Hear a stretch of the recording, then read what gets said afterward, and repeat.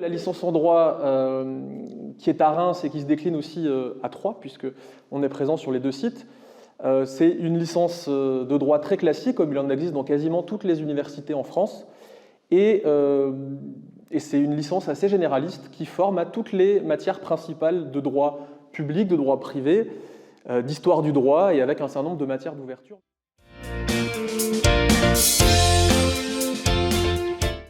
Alors l'inscription, elle passe essentiellement par Parcoursup pour les bacheliers.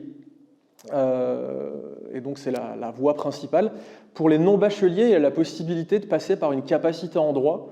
Ce sont des cours du soir principalement, assurés par des enseignants de la faculté, et qui permettent en 2 ans d'obtenir l'équivalence du bac et d'intégrer la licence.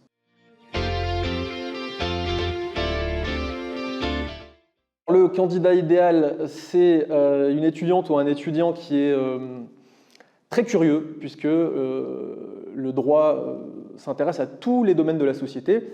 Et donc il faut avant tout que l'étudiant soit très curieux, s'intéresse à tout, et envie d'approfondir un certain nombre de choses qu'il peut apprendre en cours. C'est un étudiant qui est travailleur, forcément, puisqu'il y a beaucoup de choses à connaître et non pas à apprendre par cœur, malgré les préjugés qui peuvent exister sur la licence en droit, que ce qui compte avant tout, c'est d'avoir une bonne capacité de raisonnement, de réflexion, de mise en perspective.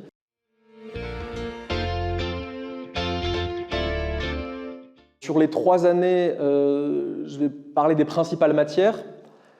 La première année, c'est essentiellement le droit civil, par exemple l'identité de la personne, le droit de la famille, la filiation, etc. C'est les principales institutions, le droit constitutionnel, le droit de la Ve République. C'est l'histoire du droit, avant la Révolution, depuis la Révolution, les principales matières de première année. Il y a aussi des matières d'ouverture de sciences politiques.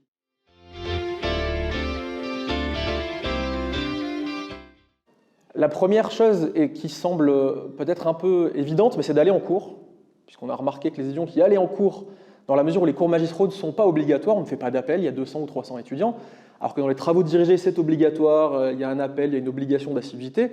Néanmoins, même si les cours magistraux ne sont pas obligatoires, il est plus que conseillé de venir en cours pour réussir. C'est statistiquement ça donne beaucoup plus de chances de réussir.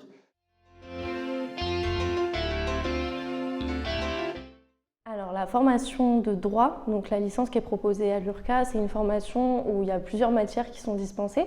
Du coup, ça offre à l'étudiant la possibilité d'avoir plusieurs domaines dans lesquels étudier. Donc il y a de l'histoire du droit, de l'intro au droit, on a du droit privé, du droit public, on a aussi du droit comparé en 3e année. Du coup, ça nous permet en fait de voir pour quelle matière on a le plus d'appétence et nous permettre de voir à peu près vers quel domaine on se dirigerait. Ensuite, la formation qui est dispensée à l'URCA, il faut savoir aussi que c'est une formation qui est progressive. Donc la licence, les matières sont dispensées de façon progressive. Donc en première année, on va commencer par les bases fondamentales des disciplines principales en fait, du droit. Donc ça va être de l'introduction au droit, de l'histoire du droit, des introductions au droit civil par exemple.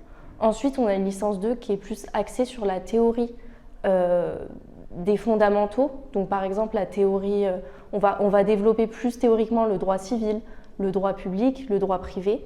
Et ensuite, au niveau de la L3, après, on a une spécialisation, donc soit en droit public, soit en droit privé, qui nous permet d'acquérir différentes compétences dans certaines matières, comme par exemple au niveau du droit privé, on va avoir du droit des sociétés, on va avoir du droit fiscal, et ça va nous permettre de vraiment pouvoir s'intégrer après dans un master par la suite.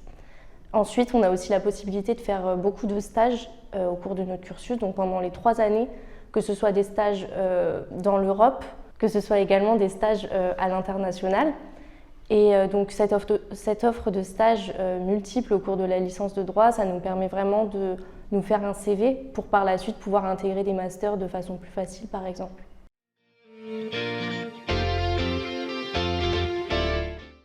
À la fac, les cours ne sont pas dispensés par école-lycée, on a des CM, des TD. Donc voilà, il va falloir que le futur candidat il apprenne à faire cette transition entre le lycée et l'université.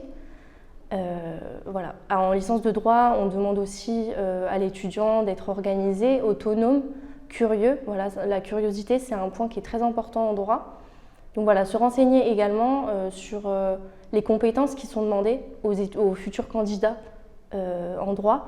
Donc tout ce qui est curiosité, autonomie, rigueur dans le travail et voilà, une certaine appétence pour le droit dans la défense des personnes, mais également vouloir se situer dans différentes situations juridiques. Voilà, par exemple, en droit, on fait beaucoup de cas pratiques, donc aimer prendre la parole et pouvoir résoudre tous ces cas pratiques qui vont vous être soumis au cours de votre licence. En tout cas, je leur souhaite bon courage et voilà.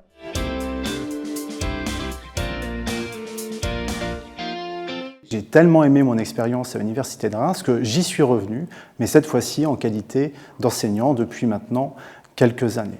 Quand on est avocat en droit public, l'essentiel de son temps, il faut bien l'admettre, on le passe à son cabinet, puis de temps en temps devant les juridictions administratives. Quand on est avocat en droit public, soit on défend l'administration contre des particuliers, soit on défend des particuliers qui rencontrent une difficulté avec l'administration. S'agissant de l'autre spécialité, droit de la santé, il s'agit, en tout cas pour ma part essentiellement, de défendre des professionnels de santé qui sont poursuivis devant leur conseil de l'ordre. Quand on est avocat en droit de la santé et en droit public, on peut être chargé d'affaires très variées à l'importance également variable. Pour donner un exemple de dossier que je peux traiter en droit de la santé, il s'agit par exemple d'une dame qui est ukrainienne, qui est médecin en Ukraine, qui a malheureusement dû fuir son pays dans le contexte qu'on connaît et qui aujourd'hui m'a saisi pour l'aider à faire reconnaître son droit à exercer la médecine en France.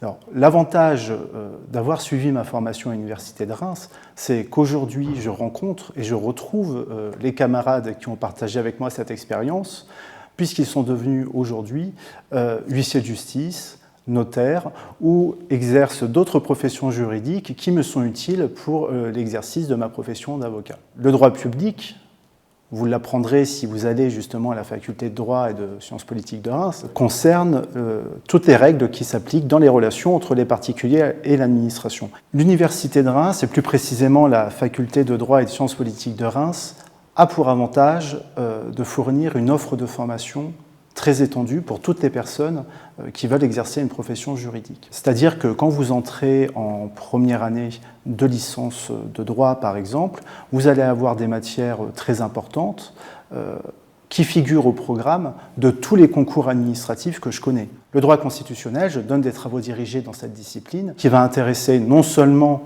l'étudiant qui par la suite s'oriente dans une profession juridique étatique, du genre commissaire de police par exemple. C'est également une discipline qui va intéresser les personnes qui sont attirées par la chose publique et qui s'intéressent au fonctionnement des institutions, puisque le droit constitutionnel, c'est quoi ? C'est l'ensemble des règles qui régissent le fonctionnement de la société.